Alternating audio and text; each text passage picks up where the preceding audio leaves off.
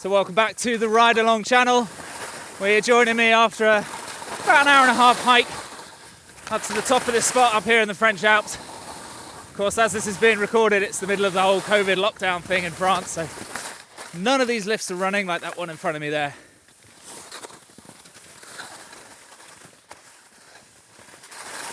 So the reason for today's video is to show you the Instamic, which is clipped onto my jacket just here, the little magnetic clip, and just run you through a couple of little ideas that I've got that I think have made it really easy to use, really useful. And of course, you're probably watching this because you want to know what sort of sound quality you get out while skiing down just here.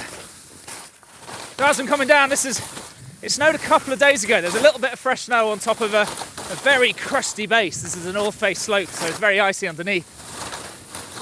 It's still nice to ski on. So a couple of little tricks that I've used on the microphone, over the last couple of days while I've been playing with it. And I really haven't had this long.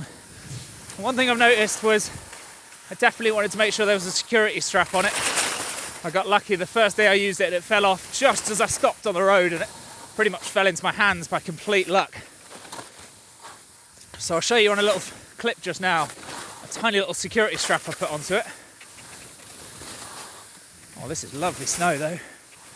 The other thing I did was cut down the wind mic covering thing, the little muff. I've cut it down a lot. I gave it a little haircut basically because there's so much of it to start with. It just looks ridiculous, I think. Oh, slightly distracted from talking about microphone because this is amazing. We're a bit unsure about what the snow is going to be like, but this is great. You can see some old tracks where other people have been. The other thing I should say just now is that I'm not a super techie expert and I haven't put this through loads of filters and adjust the levels loads and loads. I'll show you on the screen whether I'm on the sound from the slightly edited Instamic, the sound from the Insta360 camera that's been filmed on, whether it's been edited a bit or whether it's clean. I can show you all that as I'm going. But no, I'm not a super techie person. I'm a sports person. And I want to be able to show you guys how great this skiing is, or the windsurfing, or the sailing, or all the other sports that I'll do in the summer. Speaking of which, this got recommended to me by a friend of mine who runs Joyrider TV. So if you want to know what this is like on the water, I'll stick a link up in the top corner right now. That will take you through to Joyrider TV.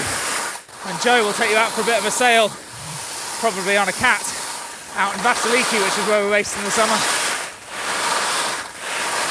Now what you've probably noticed is the sound has changed completely as I've come down lower. We're on very different snow. Quite scratchy. In fact, as I'm riding down now, this is actually quite loud. So I'm kind of hoping that you can still hear clearly my voice over the top of the snow. That's the end of our run. Back home, and the bottom just opposite Alpe d'Huez over there. And there's the run we just came down. That was amazing.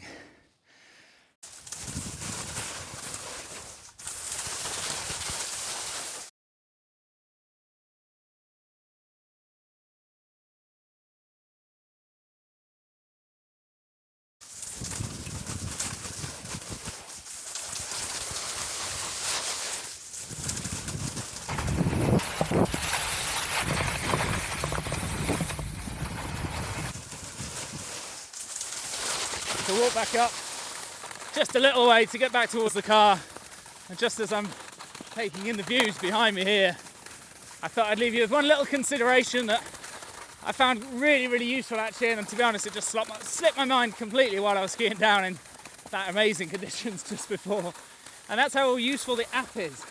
The app I've used every single time. It's in my pocket just now, and basically the trouble with this, it's not a problem with the microphone as such, but it's very difficult to see if it's on, if it's off, if it's recording. It's got 3 little LEDs on top of it and they're just flashing doing something, and I haven't found them much use at all. I really don't know if I'm recording or not. So as soon as I turn it on, I'll connect it straight onto the app and then I'll run it from the app from there. Press record, it does its little sound check, it knows what's going on, it checks the levels, and then it goes from there. Once it's recording, you can turn the app off, you can disconnect it, you can leave the phone in your bag on the beach and then go off walking somewhere else. You don't need to have the app like within Bluetooth connection the whole time. It just turns it on, connects it, and then I leave it. And to be honest, a few times I've completely forgotten it was recording, or I thought I pressed stop and I haven't checked it on the app, and I've then recorded by accident another 7 hours worth of sound. Doesn't matter, to be honest. I got what I wanted out of it. But it's just worth a note. The app is super useful. Anyhow, I'm going to leave you just there. We're pulling up to the car in a moment or two. I'll leave you that view behind me. Thanks for watching, and make sure you check out some other videos on the channel, some of which are about the cameras I'm using and things that are going on, but a lot of it is about just having a bit of fun on the mountain.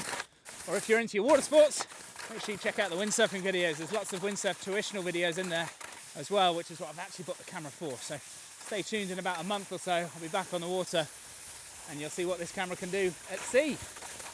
Thanks for watching.